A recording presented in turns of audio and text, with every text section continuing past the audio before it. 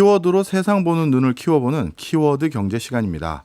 오늘도 남국민 작가와 함께합니다. 어서 오세요. 안녕하세요. 저는 항상 키워드부터 너무 신기한 걸 키워드로 들고 오시니까요. 기대가 많이 되는데 오늘 키워드는 뭔가요? 오늘 키워드는 1입니다. 역시 이건 또 뭔가요?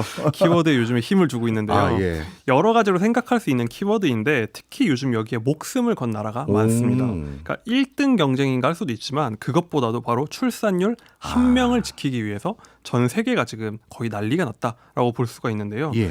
물론 저출산 자체가 뭐 우리만이 아니라 어느 나라에서든 벌어지고 있는 거 많이들 들으셨을 텐데 문제는 바로 몇 년 전까지만 해도 거의 이런 걱정을 하지 않던 나라에서도 특히 그 나라가 저출산이라고 할 만한 나라들도 지금 줄줄이 이 저출산 대열에 합류를 했다는 겁니다. 네. 물론 우리나라가 유독 심각한 건 맞는데 지금 세계적인 트렌드가 전혀 저출산이 없을 것 같았던 나라들도 특히 몇 년 사이에 매우 빠르게 저출산이 되고 있어서 예. 이 문제가 지금 경제적으로도 큰 영향을 미칠 것 같아서 주제로 가져와 봤습니다. 네. 우리나라야 뭐 유독 심하다는 건 익히 다 잘 알고 있는 사실인데요. 그렇다면 다른 나라는 도대체 어떤 상황이에요? 보통 이제 출산율이 낮은 나라다 하면 선진국들을 많이 떠올리죠. 뭐 우리가 2000년대 들어서 이제 출산율이 점점 떨어질 때 했던 얘기가 이게 선진국이 되어가면서 자연스럽게 뭐 어쩔 수 없이 생기는 현상이다 이런 식으로 생각을 했는데요. 네. 물론 뭐 미국, 유럽 이런 나라들은 이미 7, 80년대부터 뭐 한 명대로 떨어진 지가 오래가 됐어요. 네. 그런데 요즘 나타난 현상은 이런 상식을 깬다는 건데요.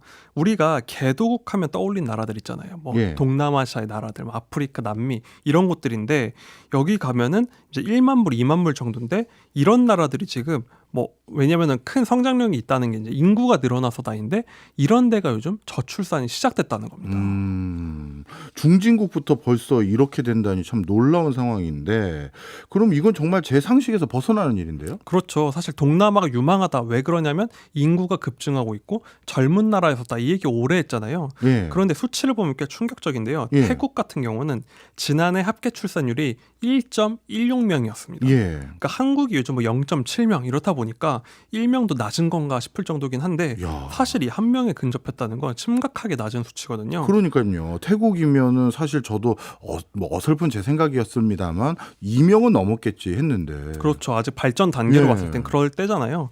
근데 이게 속도가 더 문제인데 예. 재작년에는 1.13명이었어요. 그런데 1년 사이에 0.14명, 그러니까 한 10%가 팍 줄어든 겁니다. 네. 그게 작년 수치인데 지금 많은 기구에서는 사실상 올해 이미 태국이 0명대에 진입했다 이렇게 보고 있거든요. 네. 그러니까 사실 저출산 고령화의 대표 주자 중 하나인 일본도 지금 1.3명대인데 네. 태국이 한 명 일본보다. 아래로 내려가려고 한다는 거죠. 예, 일본보다 진짜 낫네요. 네.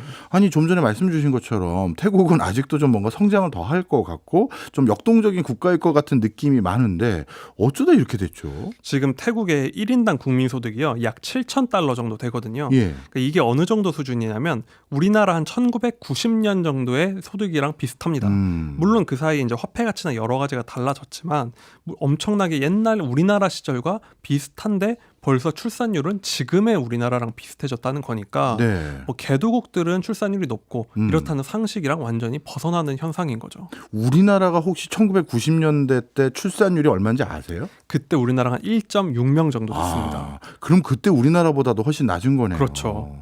그러면 동남아에서도 유독 태국만 낮은 겁니까? 지금 태국만 낮은 게 아닌데요. 말레이시아도 지금 출산율이 한 1.6명가량 됩니다. 그러니까 말레이시아도 지금 소득이 한 10,000불을 겨우 넘긴 중진국이거든요. 그렇죠. 그런 나라에서도 벌써 고령화, 저출산이 오기엔 이른데도 그렇다는 거고 또 스리랑카나 네팔 여기는 사실 이미 중진국이라고 하기도 힘들 정도로 예. 아직은 경제 수준이 굉장히 낮은데도 이 나라들도 저출산이 빠르게 진행이 되고 있습니다. 예. 그러니까 예전처럼 선진국만의 문제다라고 볼 수가 없고 이 나라들은 경제 성장을 이루기도 전에 벌써 나라가 늙어가고 있다 이렇게 볼 수가 있는 거죠. 그렇네요. 그런데 지금 말한 게 다 아시아 국가들이에요, 또. 그렇죠. 그러면 이건 또 제가 자꾸 의심이 돼서 그런 게 아니라 궁금해서 그런 거예요. 아시아권에서만 일어나는 일입니까, 또? 이게 우리나라 특히 뭐 중국, 일본, 우리나라나 이 주변 나라들이 많이 낮으니까 이게 아시아의 특성인가라는 얘기를 많이 했었어요. 예. 저출산에 대한 여러 가지 해석 중에서 이게 문화의 영향이다라는 해석이 바로 아시아 문화 탓을 한 경우가 많았습니다. 예. 실제로 우리나라나 홍콩, 싱가포르는 0명대 진입한 국가들이니까요. 그런데 문제는 이게 다른 뭐 예를 들면 미국에서도 아시아인들이 유독 출산율이 낮다. 네. 그런 게 입증이 되긴 했습니다. 예. 그래서 어느 정도는 아시아라서 낮은 것 같다라고도 볼 수 있는데 문제는 그 반례가 있습니다. 네. 남미도 지금 저출산이 시작됐다는 거예요. 남미마저. 네. 오. 이렇게 보면은 아시아의 문화 때문에 출산을 안 하는 것 같다라는 거는 그 설득력이 떨어지는 거죠. 그렇네요. 이게 남미의 문제가 어떤 뭐 남미 하면 떠오르는 게 아이들 많이 낳고 뭔가 뭐 밝고 쾌활하고 그렇다 보니까 우리 아시아권이랑 완전 다른 분위기일 거라 생각하잖아요. 예. 그런데 수치를 보면 우리랑 크게 다르지가 않습니다. 뭐 예를 들면 우루과이 같은 경우는요. 네. 지금 출산율이 지난해 1.27명을 기록했습니다. 예. 굉장히 낮은데 이게 일본보다 낮은 출산율이거든요. 그리고 남미의 뭐 맏형이라고 할 수 있는 브라질은 1.5명대까지 떨어졌어요. 이야. 브라질은 한 3, 4 될 것 같았는데 그쵸. 아니네요. 우리가 쉽게 떠올리는 이미지랑 완전 다른 예. 거죠. 브라질이 원래 인구 대국이잖아요. 그렇죠. 브라질 인구가 한 2억 명 정도 됩니다. 예. 그 남미의 인구의 상당수를 차지하는데 이런 브라질이 저출산에 돌입을 하다 보니까 남미 전체 출산율도 급락하고 있어요. 네. 남미는 지금 한참 성장을 해야 될 때인데 전체 대륙의 출산율 평균이 1명대로 내려왔습니다. 네. 그러니까 남미도 지금 인구 유지도 안 될 만큼 출산율이 떨어졌다는 거죠. 그러니까 브라질은 최근에 인구 증가율이 한 0%대 예. 곧 인구가 감소할 수 있다고 보고 있거든요. 우리나라도 지금 인구가 감소는 하지 않고 있었단 말이죠. 유입이 되다 보니까. 그런데 브라질 정도 단계에서 인구 자체가 줄 수도 있다는 겁니다. 놀라운 일이네요. 말씀 듣고 보니까 이게 아시아권에서만 일어나는 특수한 현상이 아니네요. 그렇죠. 보통 뭐 히스패닉, 즉 남미계 이민자들이 이미지하면 아이들 엄청 많고 가족끼리 화목하고 그런 이미지인데 예. 그런 남미마저도 저출산은 피해가지 못하고 우리나라처럼 한 명 낳거나 안 낳거나 하는 게 보편적인 모습으로 되어가고 있다는 겁니다. 네. 유교 문화권뿐만 아니라 불교 영향이 큰 동남아시아, 또 카톨릭 문화가 큰 남미, 이건 뭐 어느 문화권 상관없이 큰 흐름인데 그렇다면 이게 경제 구조적인 이유인 건지 아니면 어떤 문제인지 도대체 아니면 뭐 불평등 문제 뭐 이런 것들인지 뭔지 모르겠네요. 사실 저출산 문제가 어느 나라에서나 생기고 있고 특히 우리나라에서도 유독 심하다 보니까 예. 사실 우리나라의 모든 사회 문제를 다 저출산의 이유로 얘기해도 맞아요. 집값도 그렇고 월급도 그렇고 다 그렇게 얘기가 되잖아요.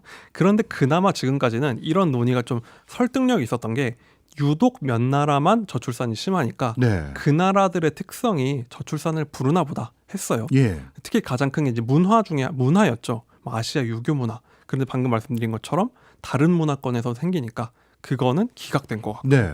그래서 요즘에 다시 이제 주목받는 게 예. 이게 구조, 제도, 경제의 문제인가? 특히 불평등을 꼽는 얘기가 있거든요. 예.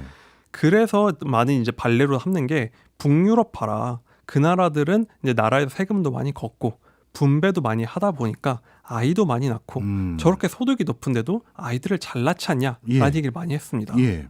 특히 그러니까 이 관점은 제도가 중요하다라는 관점이었던 거죠. 예. 그런데 문제는 이 모범 사례였던 북유럽도 요즘에 저출산이 다시 시작됐다고 합니다. 예. 그러니까 이 나라들은 소득 자체가 굉장히 높았는데 이미 한 7, 80년대부터요. 그때 소득이 이미 이제 출산율이 1명대로 떨어졌는데 이후에 여러 가지 복지 정책, 가족 친화 정책을 굉장히 공격적으로 하면서 예. 1.8명, 뭐 2명에 가까운 걸 유지한 거예요. 예. 그래서 사람들이 저렇게 복지를 강화하면 아이들을 낳나 보다 이런 생각을 많이 했습니다. 그런데 최근 동향을 보면요. 핀란드의 경우에는 최근에 이제 1.4명까지 다시 떨어졌다고 해요.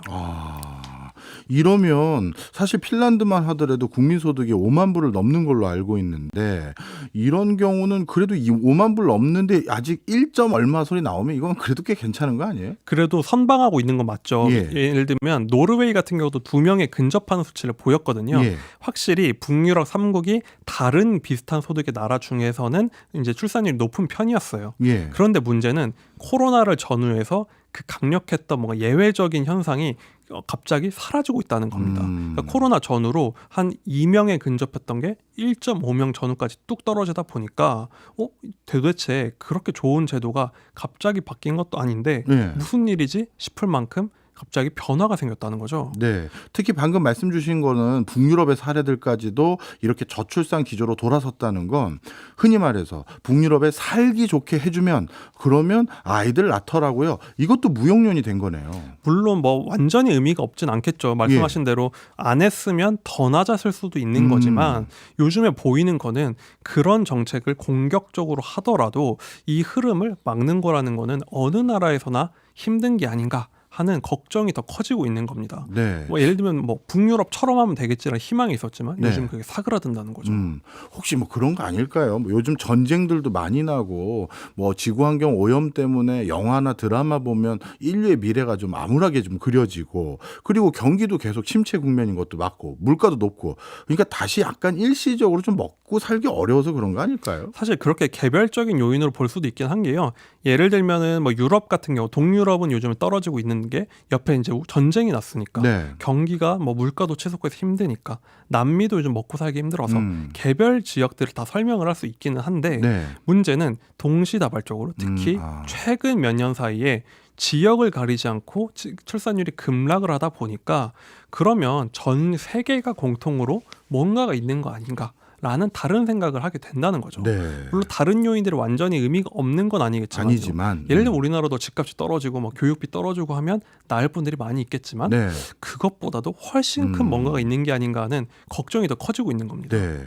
그렇다면 말씀 주신 것처럼 훨씬 더 큰 뭔가 그게 무언지를 좀 밝힌 뭐 연구 결과 이런 게 있을까요? 사실 이걸 밝히면 그분은 뭐 노벨상을 2개나 받지 않을까라는 생각이 들긴 합니다. 많은 학자분들이 자신의 관점으로 모든 뭐 문제를 다 저출산의 이유다 말할 수 있는 게 사실 이 문제인 것 같긴 한데 최근에 이제 다시 돌고 돌아가지고 좀 더 근본적인 걸 얘기하는 것도 있는 것 같아요. 예를 들면요. 제가 이제 최근에 뭐 한 읽은 책 중에 좀 감명 깊었던 이 문제에 대한 얘기가 있었는데 그 책이 무려 10년도 더 된 책이거든요. 13년에 나온 책인데, 그러니까 싱가포르의 초대 수상이자 이제 사실상 건국자인 리콴유 총리가 이제 인터뷰를 이제 엮은 책이 있어요. 그러니까 무려 10여 년 전 얘기고 이미 돌아가신 지도자의 책인데. 그때 그 책에서 뭐라고 지적을 하냐면 저출산 문제를 한 챕터를 할애를 하는데 이분은 굉장히 인구를 강조하거든요. 근데 그때 얘기했던 게 자기는 뭐 한 명당 뭐 엄청난 돈을 주는 정책 해보면 좋겠다고 얘기를 해요. 근데 그게 그러면 저출산이 해결될 거다가 아니에요. 자기가 볼 땐 그래도 해결이 안 될 것 같은데 그렇게들 많이 얘기하니까 한번 해보자. 그러니까 실험을 해보자는 거예요. 그러면서 이 사람이 꼽은 얘기가 뭐냐면 이게 10여 년 전인데 자기가 봤을 땐 젊은 사람들의 라이프 스타일과 문화 자체가 세계적으로 다 변했다. 그것 때문에 어느 나라군 예외 없이 저출산이 될 수밖에 없다. 이런 취지로 얘기를 합니다. 그러니까 지금까지는 이 나라는 이런 구조라서 저렇고 저 나라는 저래서 저렇고 이런 설명들이었는데 이미 10여 년 전에 전 세계적인 저출산 트렌드를 관통하는 이유가 있다. 그거를 젊은 세대의 문화가 변했다. 라는 걸로 꼽은 겁니다.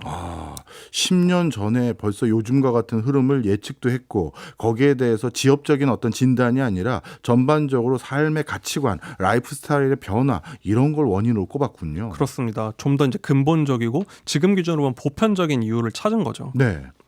이 정도 되면 좀 답이 단순하지만 허무하다 이렇게 생각할 수도 있는데 꽤 일리 있다라고 생각하는 사람 많을 것 같습니다. 그렇죠. 사실 굉장히 이걸 얘기 들으면 허무하기도 해요. 결국은 우리가 삶의 방식이 바뀌어서 다 저출산이 지구인 전체가 저출산이 됐다는 건가 좀 허무하긴 한데 사실 지금의 현상을 봤을 때는 진짜 그런가라는 생각을 할 수밖에 없는 거죠. 예를 들면은 일반적으로 동남아나 남미 등에서도 어디서든 뭐 도시는 출산율이 낮고 이제 농촌은 출산율이 높기 마련이거든요. 근데 최근에 동양은 농촌 같은 데서도 출산율이 떨어지고 있다는 거예요. 그러니까 도시는 이미 생활 방식 자체가 지금의 우리랑 비슷하게 이제 좀 소득이 낮은 나라도 낮았기 때문에 출산율이 적었는데 이젠 농촌마저도 도시의 문화가 젖어들고 있다.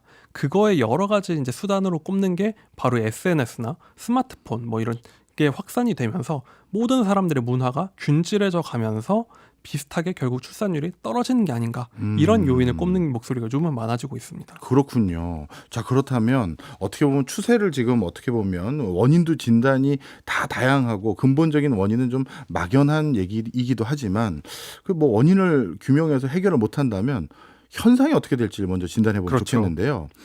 이렇게 인구가 줄면 게다가 개도국마저도 인구가 줄면 세계 경제는 어떻게 되는 거예요? 요즘에 이제 동남아 국가 같은 이제 개도국들의 가장 큰 고민이요. 공장에서 청년들이 일을 안 한다는 겁니다. 예. 우리나라 같은 경우는 경제 발전을 할 때 공장이 부족해서 문제였잖아요. 공장 예. 지을 돈이 없고. 그런데 요즘에는 개도국들이 열심히 공장을 지어도 청년들이 놀면 놀아도 일을 하려고 하지 않는다는 거예요. 제가 동남아 같은 데 가면서 젊은 친구들 만나면 항상 얘기를 하는 편인데 네.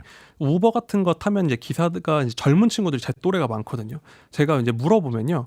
자기는 친구들 다 우버하고 이런 그랩하지 절대 일 안 한다. 차라리 집에서 놀면서 SNS하고 이렇게 자유롭게 사는 게 좋지 우리 부모 세대처럼 고생하기 싫다. 이런 얘기들 많이 하더라고요. 그러니까 그만큼 문화가 바뀌면서 개도국들이 우리가 했던 것처럼 열심히 일해서 몇만 불 국가 돼서 선진국이 된 단계로 가는 게 쉽지 않아지는 상황인 거죠. 네. 혹시 개인적인 차원에선 사람이 줄어드니까 인건비 올라서 우리 월급 올라가고 그런 효과는 기대하기 어려워요? 이게 전반적으로 그런 효과도 있을 수가 있는데요. 뭐 여러 가지 이제 거시경제학자들인 전망 중에서 지금까지 이제 우리가 낮은 물가를 많이 경험했잖아요. 예. 한 수십 년 동안. 예. 근데 그게 사실은 인구가 전 세계적으로 증가하고 이들이 세계 경제에 편입되면서 생긴 현상인데 예. 앞으로는 점점 일할 사람이 줄고 전 세계적으로 변하다 보면은 우리가 지금까지 누려왔던 저물가를 계속 그렇군요. 누리긴 힘들 거다. 이런 전망을 하고 있습니다. 그렇네요. 저물가의 가장 큰 힘이 사람, 인건비가 싼 거였는데 그런 현상이 또 우려되는 부분이네요. 알겠습니다. 야, 저출산이 전 세계적인 현상인 거 오늘 제대로 배웠습니다. 지금까지 남국민 작가였습니다.